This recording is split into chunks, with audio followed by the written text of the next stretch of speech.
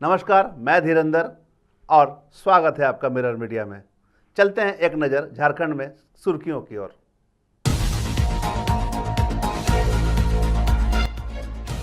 Ranchi police को मिली बड़ी सफलता, टीएसपीसी के 2 कुख्यात उग्रवादी गिरफ्तार, हथियार और पर्चे बरामद।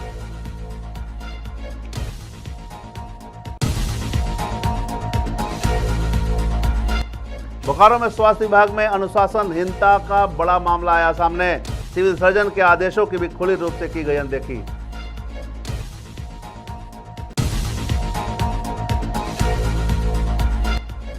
जमशेदपुर में युवक की संदिग्ध अवस्था में मिली 100, जांच में जुटी पुलिस।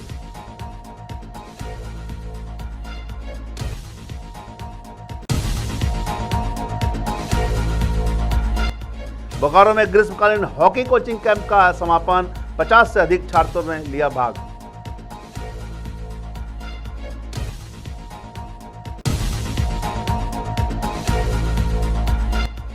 जमशेदपुर में गांजा बेचने वाली महिला की संदिग्ध मौत, हत्या या आत्महत्या, जांच में जुटी पुलिस।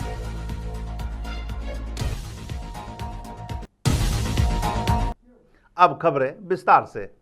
रांची पुलिस को बड़ी सफलता हाथ लगी है। प्रतिबंधित उग्रवादी संगठन टीएसपीसी के 2 कुख्यात अब उग्रवादियों को रांची पुलिस ने गिरफ्तार किया है। दोनों पर कई संगीन मामले में संलिप्त होने का आरोप था। गिरफ्तार उग्रवादियों के नाम सुमित लहरी और मनु सिंह हैं। दोनों 6 कांडों में वांछित थे। पुलिस ने उनके पास से 1 पिस्टल, 2 जिंदा कारतूस, 1 चिड़िया मारने वाला बंदूक और टीएसपीसी संगठन के 3 पर्चे भी बरामद किए हैं।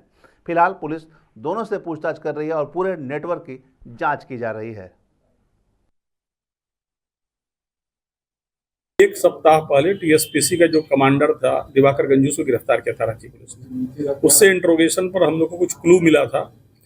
उस क्लू के आधार पर हम लोग जो है फर्दर एक रेड किए थे और वह रेड 3 दिन पहले हुआ था। उस छापेमारी के दौरान वह एक टीएसपीसी का मेंबर है सुमित लहरी, वह भागा था। भागने के क्रम में उसके पैर में चोट आई थी, प्लास्टर चढ़ा हुआ था, इसका वो इलाज करा रहा था। सुमित लहरी को रांची पुलिस ने फिर इंटेलिजेंस कलेक्शन करके और बिंजा से अरेस्ट किया है। और सुमित लहरी के साथ साथ एक और मेंबर है मनु सिंह, ये दोनों गिरफ्तार हुए हैं। टीएसपीसी के ही लोग जो है एक्टिव मेंबर हैं। और इसके अतिरिक्त इनके पास से 1 पिस्टल, 2 गोली और 1 चिड़िया मारने वाला हथियार ये बरामद हुआ है। तो टीएसपीसी के दिवाकर गंजू की गिरफ्तारी और उसके बाद आज सुमित लहरी और मनु सिंह की गिरफ्तारी के बाद टीएसपीसी का संगठन इस क्षेत्र में काफी कमजोर हुआ है। बोकारो स्वास्थ्य विभाग में अनुशासनहीनता का बड़ा मामला सामने आया है, जहां कर्मचारी अपने वरीय अधिकारी सिविल सर्जन के आदेशों को भी नजरअंदाज कर रहे हैं। सिविल सर्जन द्वारा कई बार पत्र भेजे जाने के बावजूद शहरी स्वास्थ्य केंद्र सेक्टर 6 में स्थित NUHM कार्यालय का ANMTC भवन शिफ्ट नहीं किया गया। सिविल सर्जन डॉक्टर अभय भूषण प्रसाद ने वर्ष 2024 और 2025 में आदेश जारी कर NHUM के CCPM शेफुल्ला अंसारी और CCHM M&S and MIS Mohammad Sabir Anwar को कार्यालय स्थानांतरित करने को कहा था, लेकिन लंबे समय तक आदेश की अनदेखी की गई। बाद में शबीर अनवर ने 17 मई से ANMTC भवन में उपस्थिति दर्ज करनी शुरू की, जबकि शेफुल्ला अंसारी ने न तो सेक्टर 6 और न ही नए भवन में हाजिरी लगाई। सिविल सर्जन ने इस मामले को गंभीर मानते हुए जांच कराने की बात कही है। वहीं सेक्टर 6 में तैनात ANM का कहना है कि दोनों ही कर्मचारियों ने मौखिक रूप से ANMTC में योगदान देने की बात कही थी।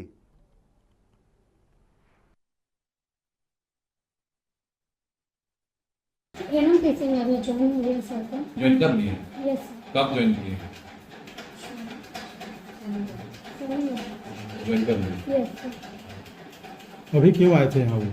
सर ये अवधि का पोर्टल जो था ना, मतलब कि नहीं हो रहा है ना, तो उसी को पूछने के लिए सर को बुलाए थे कि सर ये अवधि का पोर्टल अभी नहीं चल रहा है तो क्या करेंगे। सर बोले हम आ रहे थोड़ा देर में, तो फिर वही सर आए थे देखने के लिए। जो जिस स्टाफ के बारे में बोल रहे हैं वो अर्बन CSC हमारा है और NUHM के स्टाफ है। तो सेक्टर 6 अर्बन CSC मेरा हॉस्पिटल चलता है, लेकिन उसके स्टाफ जो NUHM का वो ऑफिस हमारा NMTC में चलता है। तो वो लोग NUHM के स्टाफ हैं, वो NMTC में ही उनको रहना है। इसके लिए हमने चिट्ठी इशू किया, वो रहेंगे। अभी चूँकि पता नहीं कैसे वहाँ रह रहे थे, हम नहीं जानते हैं वहाँ कैसे ड्यूटी कर रहे थे, लेकिन उन लोगों को NUHM के ऑफिस में ही काम करना होगा। लेकिन सर जिस तरह से दोनों जगह कहीं वो हाजिरी नहीं बनाए 23 तारीख हाँ, को, इसको जांच करवाते मेरे संज्ञान में आया। DRCHO के नोडल होते हैं, DRCHO पर उसको जांच करवाते हैं। जमशेदपुर के सिद्धगोड़ा थाना क्षेत्र के बागुन हाथू रोड नंबर 5 में 20 वर्षीय युवक सोमेन दत्ता की हत्या कर दी गई। उसका शव सोमवार सुबह उसके घर के सामने पड़ा मिला। मृतक के पिता मंतोष दत्ता के अनुसार सोमेन रात करीब 11:30 बजे घर से निकला था। सुबह करीब 5 बजे उसका शव घर के पास देखा गया। परिवार ने आशंका जताई है कि कुछ दिन पहले नशे को लेकर हुए झगड़े में शामिल युवकों ने ही उसकी हत्या की है। सूचना मिलने पर मौके पर पुलिस पहुंची और शव को पोस्टमार्टम के लिए भेज दिया गया। शुरुआती जांच में गला दबाकर हत्या किए जाने की आशंका जताई जा रही है। हालांकि पुलिस पूरे मामले पर जांच कर रही है और अभी तक कोई भी आधिकारिक बयान नहीं दिया है।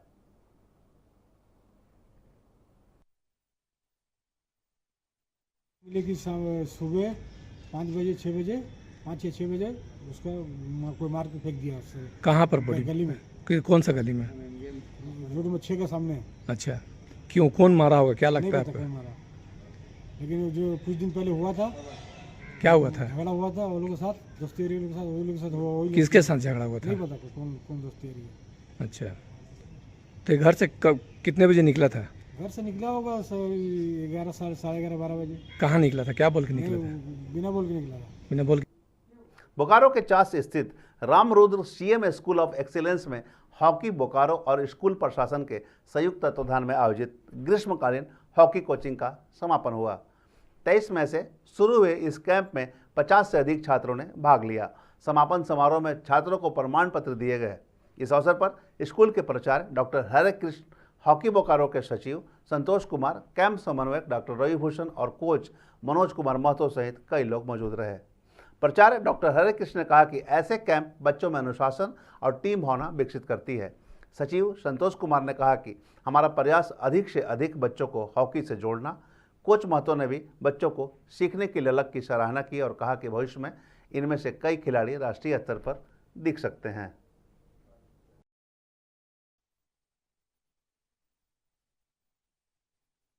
तो सबसे पहले मैं स्कूल को थैंक करना चाहूँगी कि मुझे ये अपॉर्चुनिटी मिला खेलने का। मैंने सोचा नहीं था कि मुझे हॉकी खेलने का अपॉर्चुनिटी मिलेगा, तो मैं स्कूल को धन्यवाद देना चाहूँगी।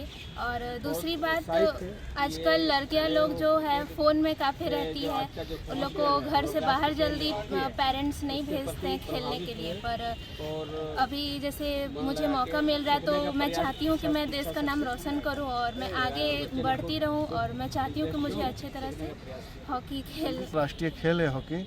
जैसे हम लोग तिरंगे का सम्मान करते हैं, अपने राष्ट्रीय प्रतीक का सम्मान करते हैं, वैसे हमको अपना हॉकी को भी सम्मान देना है और इसको बचाना है।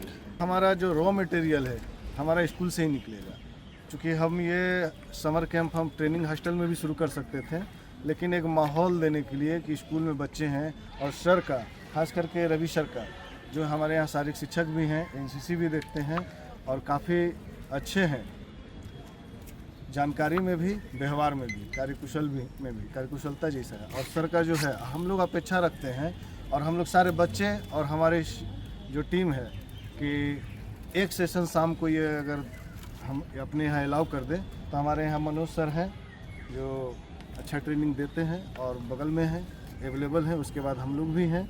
हॉकी बोकारो और रामरुद्र पुलिस उच्च विद्यालय जो डिस्ट्रिक्ट रामरुद्रा है उसके सौजन्य से विद्यालय में 23 मई से लेकर के आज तक 2 जून तक ये हॉकी का खेल का प्रशिक्षण होता रहा, जिसमें लगभग 50 से अधिक बच्चों ने भाग लिया और ये नित नए हॉकी से संबंधित चीज़ों को सीखा। इससे आसपास के जो लोग थे, जो देख रहे थे, उन्होंने भी देखा कि भाई किस तरह से हॉकी में रुझान बच्चों का रहा और बच्चों के प्रति उसमें इच्छा शक्ति जागी कि हॉकी भी खेला जा सकता है। और निश्चित रूप से इस तरह के कार्यक्रम को किया जाना हमारे देश के लिए और राज्य और ज़िले के स्तर पर बहुत ही सही है। जमशेदपुर के सिद्धगोड़ा थाना क्षेत्र के बागुन नगर कदानी रोड में 30 वर्षीय महिला मंजीत कौर की संदिग्ध हालत में मौत हो गई। वह कमरे में फंदे से लटकी मिली। मंजीत 20 दिन पहले ही पति बलबीर सिंह और 4 बच्चों के साथ किराए के मकान में रहने आई थी। रात 2 बजे तक छत पर प्लास्टर का काम चल रहा था। सुबह बच्चों ने खिड़की से देखा तो मां लटकी हुई थी।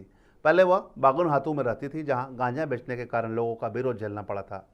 घटनास्थल से गांजा की पुड़िया मिली है। पुलिस ने 100 को पोस्टमार्टम के लिए भेजकर जांच शुरू कर दी है। मामला आत्महत्या का है या हत्या, इसकी जांच जारी है। रात में कुछ भी नहीं पता चला। हम लोग तो 2:30 बजे तक काम करा रहे थे। ये पेटी स्टोन कराए ना, अभी आके इसको कियारी बना के पानी डालेंगे। तो फिर हम 2:30 बजे के बाद फिर चलो हो गया, तो हम लोग सो गए जाके। ये लोग माँ बेटी उसमें सोया था, है ना। उसके बाद में सो गया, हम लोग भी जाकर सो गए। सुबह हम उसका बच्चा लोग आया, देख रहा है ऐसे वैसे, तो रोने लगा। मतलब रात को 2:30 बजे तक ठीक वो रूम में सोया। अच्छा, उसके बाद सुबह ये सब कांड किया 2:30 बजे के बाद। बस सुबह पता लगा कि वो नहीं है बोल के फ़ोन आया कि वो वैसे ऐसे मंजिल फांसी लगा के मंजिल डेट हो गई है। तो हम लोग सुबह आके देखे तो गेट अंदर से लगा हुआ था। फिर खिड़की से झाँके तो देखे बाकी मेरी बहन फांसी लगा ली है। और कौन रहते थे साथ में? ये लोग 4 बच्चे और उसके आदमी रहते थे। क्या नाम है पति का? आदमी का नाम है पप्पू, वो बलबीर सिंह, और मेरी बहन का नाम है मंजीत। क्या काम करते हैं कुछ ऐसे? गाड़ी उड़ी चलाता था। कुछ सामान वामान भी बिक्री करते थे क्या ऐसा? नहीं, वो सब का कुछ नॉलेज नहीं है और वो सब कुछ नहीं करते थे। ये वो जो गार्बेज वाला गाड़ी होता था ना, वो गाड़ी चलाता था। जमशेदपुर के बारीडी इलाके में एक अजीब चोरों ने लोगों को हैरान कर दिया। ये चोर न तो पैसे चुराता है, न ही कीमती सामान। उसकी नज़र बस अंडों पर ही रहती है। बारीडी डिस्पेंसरी रोड स्थित नेपाल साहू की अंडा दुकान में बीती रात तीसरी बार चोरी हुई। सुबह जब दुकानदार दुकान पहुंचा तो ताला टूटा मिला और 220 अंडे और एक बर्तन गायब थे। नेपाल साहब का कहना है कि बीते 6 महीने में यह तीसरी बार चोरी हुई है और हर बार सिर्फ अंडे ही चुराए गए हैं। उन्होंने बताया कि वह पिछले 15 वर्षों से दुकान चला रहे हैं, लेकिन इस तरह की चोरी पहली बार देखी है। उन्होंने यह भी बताया कि इस छोटे से धंधे से ही वे अपने परिवार का गुजारा करते हैं और बार बार चोरी होने से उन्हें भारी नुकसान हो रहा है। स्थानीयों ने भी इस घटना को लेकर आश्चर्यचकित हुए और ऐसा वो उन्होंने उम्मीद किया कि पुलिस जल्द ही इस अंडा प्रेमी चोर को पकड़ लेगी।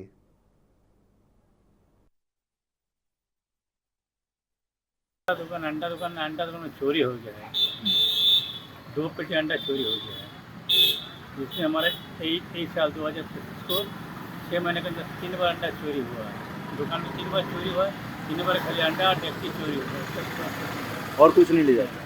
हम दुकानदारी करके दिए, सुबह 9 बजे आ रहे हैं, लेकिन मेरा ताला 2 तोड़ा हुआ है, पूरा सामान फेंका हुआ, पूरा अंडा और डेक्ची रहेगा। जमशेदपुर का एक ऐसा क्षेत्र जहां 3 बड़ी कंपनियां होने के बावजूद CSR के तहत कोई सुविधा नहीं मिलती। बागुन हाथू, जिसके 2 किलोमीटर के दायरे में टाटा टिमकेन, टाटा रैसन, टाटा ब्लूस्कोप और TSPDL अवस्थित है। सरकारी नियम के अनुसार प्रत्येक कंपनी को CSR के तहत 5 से 10 किलोमीटर के दायरे में मूलभूत सुविधाएं और रोजगार उपलब्ध कराने हैं, लेकिन यहाँ ऐसा नहीं हो रहा है, जिसे लेकर बस्ती में रहने वाले लोगों ने कंपनी का हुक्का जाम करने का निर्णय लिया है।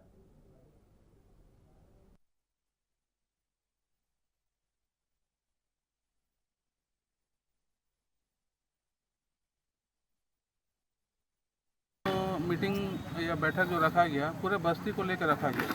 पूरे बस्ती के लोग एकजुट हुए हैं हम लोग, और बस्ती में जो विकास पहले कंपनी के द्वारा हो रहा था, नहीं हो रहा है, सारा बंद कर दिया गया। पहले बच्चों को पढ़ाई लिखाई के लिए, खेलकूद के लिए, दुर्गा पूजा, काली पूजा, सब में कंपनी का सहयोग मिलता था। और हम लोग भी चाहते इतनी बड़ी बस्ती है, कम से कम रोजगार तो मिलना चाहिए ना सभी को, नहीं तो कम से कम ठेकेदारी में मिलेगा। ठेकेदारी में मिलेगा तो 5 से 7 लोग तो कम से कम उससे रोजी रोटी उनका चलेगा ना। यही मकसद से हम लोग चाह रहे हैं, कंपनी से हम लोग डिमांड रखेंगे कि बस्ती को जो सुविधा मिलना चाहिए, सभी को सुविधा मिलना चाहिए। और बस्ती में आज तक हम लोग का कमेटी नहीं बना था, बागुन हाथू बस्ती में हम लोग कमेटी बना के सब लोग मिल के बस्ती का विकास करेंगे। विकास का लेके करेंगे, रोजगार का भी लेके करेंगे। जो बाहर से लेकर आ रहे हैं वही लोग को काम मिल रहा है, बस्ती के एक आदमी को भी कोई काम नहीं मिल रहा है। जबकि हम लोग नहीं चाहते हैं कि कोई परमानेंट नौकरी दे, कम से कम ठेकेदारी में तो नौकरी दे सकता है, जो मजदूर क्लास के लोग जी खा सकते हैं। एक आदमी काम करने से मतलब है उसका 5 परिवार चलता है, अपने बाल बच्चे का पढ़ाई लिखाई से लेके घर का पूरा मदद मिलता है। तो इस बस्ती में अगर कुछ लोगों को रोज़गार मिल जाता तो सोचिए कि अगर 20-25 को मिलता तो 200-250 आदमी को पेट चलता है। इससे हम लोग चाहेंगे कि कंपनी इस बस्ती के लोगों को भी रोज़गार दे और इस बस्ती का विकास भी करे। जो विकास में बंद किए हुए चीज़ है, जितने विकास हो रहा था उनको भी चालू किया जाए। अब तक की खबरों में बस इतना ही। देश और दुनिया की तमाम खबरों के लिए बने रहे मिरर मीडिया के साथ।